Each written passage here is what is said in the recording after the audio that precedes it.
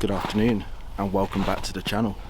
So the other day I was up on the mountain photographing the musk oxen, and my guide Evan has kindly offered to take me out for a walk in search of hopefully one of the world's smallest owls, the pygmy owl. And well, I'm beyond excited, to be perfectly honest, because I haven't photographed many owls before, and all the ones that I have been in the UK. So little owls and barn owls. I haven't even photographed a tawny owl before, so to get the chance to photograph this owl would just be incredible. So what we've done, we've just arrived in the forest. It's the afternoon now, and we're just going to go off searching, just keeping our ears and eyes open, looking up in the treetops. I've been told that this owl is like half the size, maybe a bit more, than a little owl, so very, very small. So I think it's going to be quite difficult, and the forest is quite thick. So what we're doing is we're walking to get ourselves a bit higher up so that we can kind of see the treetops, and we just go from there apparently. Just keep checking the treetops, see if we can see this bird sat anywhere. Keep stopping and having a listen to see if we can hear it calling or making any noises, and hopefully we'll get lucky.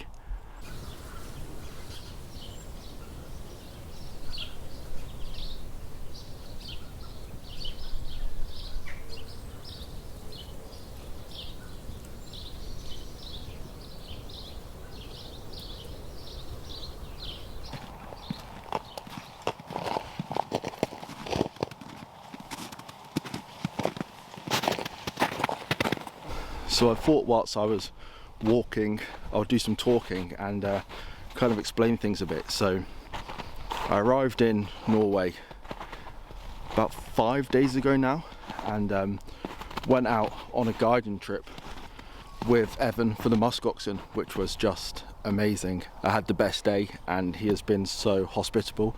Like, both himself and his wife have just been really, really good to me.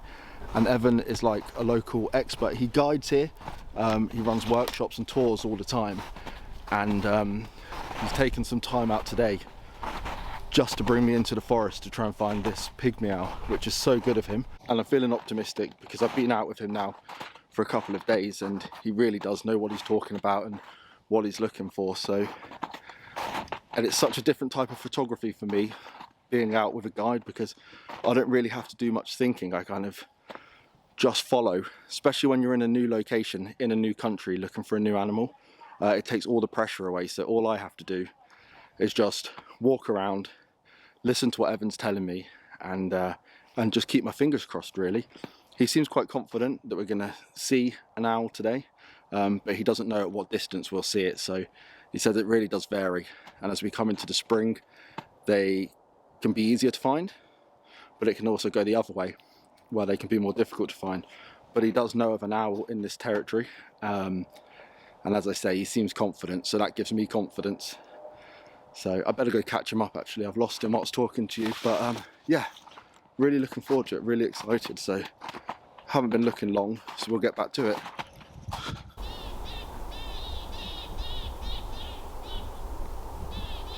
So Evan was just explaining that one of the best ways to try and locate this owl is by just using your ears and listening to the sound of other small birds in the forest. And as he was saying that, we could hear all of these small songbirds all of a sudden making a noise, and I don't think you'd have been able to pick it up on the microphone, but all of a sudden an owl just flew in, and it's now sitting at the top of this tree, which is just incredible. So it was perfect. He was just explaining it. We were just listening to these songbirds, and suddenly, out of nowhere, pygmy owl.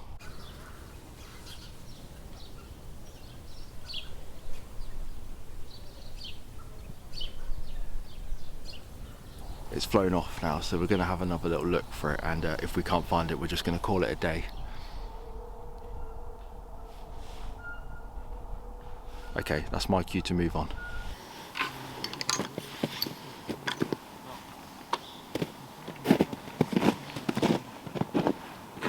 So we're just going to go for a little walk through the forest to see if we can kind of follow the call. I can think of worse things to be doing. Tomorrow is my last day in Norway, and then I head back into Sweden. So I think I'm going to head out early morning to see if I can find some other wildlife. But if this is my last session in Norway and my last trip out, I'm happy. I don't need anything else.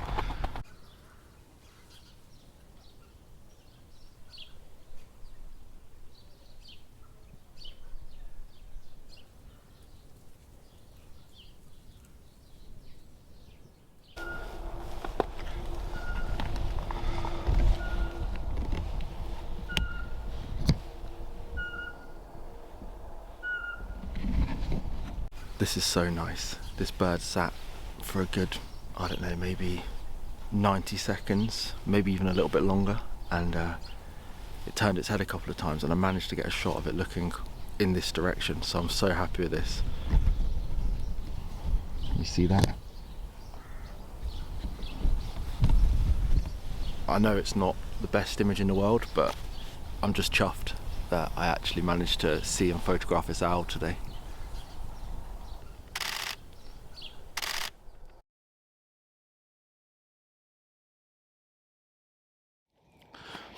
So Evan thinks that this owl that we were just photographing and filming is a male, and the reason he thinks that is because of the call that it was making, and he feels even more confident about that now because we just heard a second pygmy owl calling from, I don't know how far away, but the other side of the forest, and he believes that that's a female calling back to the male. So this is just such a great afternoon out, because not only do we have one pygmy owl in the forest with us, we may well have two. So we're starting to lose the light a little bit, but this has just been absolutely brilliant.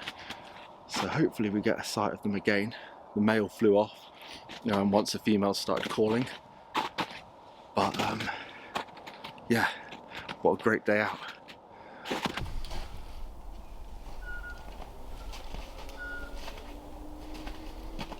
She's just landed.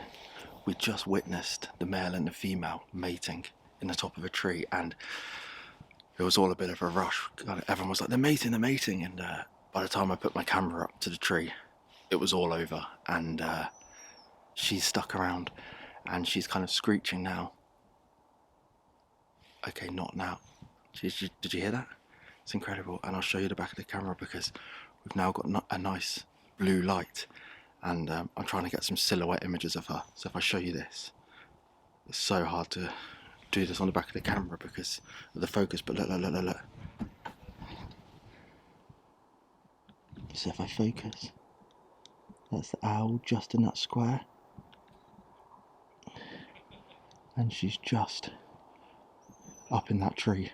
Oh, listen to her. Oh, just awesome this is. It's just so good. It's going to be weird going back to Devon, but I mean, I'm looking forward to catching up with the wildlife over there and seeing what spring has to offer. But it's quite strange knowing that I'm leaving this location at a time when all these birds are going to start getting busy with breeding and having chicks and feeding chicks. But I guess it just gives me a reason to come back. What a place.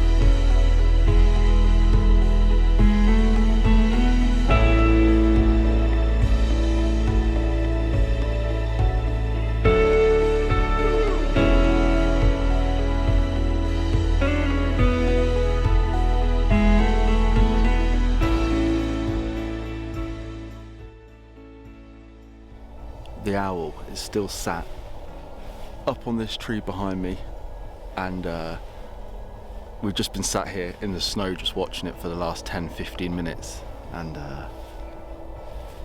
it's brilliant.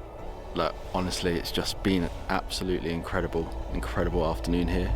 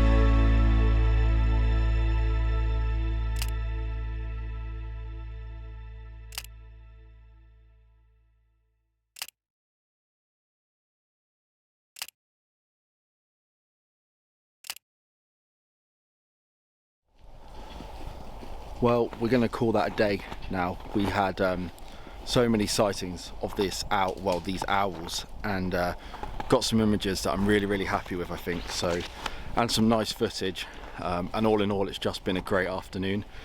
So we're going to quit now. We are losing the light as well, so it's a good time to end it. And that actually brings me to the end of my trip in Norway. So if any of you are visiting the Dovrefell area, or just around this area in Norway, and you're wanting to find and photograph some wildlife, definitely get in touch with Evan. I've been here for almost a week now, and he's put me in front of so much wildlife, and for that I'll be forever grateful. So yeah, I'll put a link to his website below in the description, and to his Instagram, and make sure you check him out. He's a great guy, great photographer, and he's always kind of put my needs in front of his own when we've been on this trip, even if it hasn't been an official workshop. So yeah, if you're watching this, Evan, thank you very much, and I'll be back for sure, hopefully in the autumn when all the colours come back, maybe before if I can persuade the wife. Anyway, thanks for watching the video. If you've enjoyed it, please hit the like button, leave a comment, and if you haven't already, please consider subscribing, and I'll see you all on the next one. Actually, why is that one yellow? I don't want to know.